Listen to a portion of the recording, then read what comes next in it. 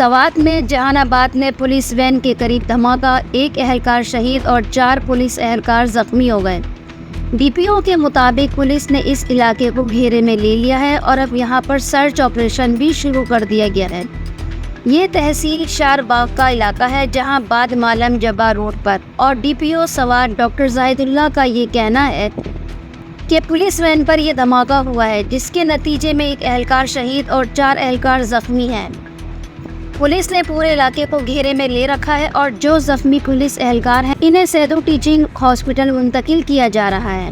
D P او سوات کا یہ کہنا ہے کہ دھماکے کی نوعیت کے بارے میں ابھی تک کچھ نہیں بتایا جا سکتا، لیکن بم ڈسپوزیبل یونٹ کو طلب کر لیا گیا ہے اور دھماکے کے نوعیت کے بارے میں وہ معلومات فراہم کریں گے۔ لیکن ابھی جو صورتحال ہے تو 4 اہلکار زخمی ہوئے ہیں۔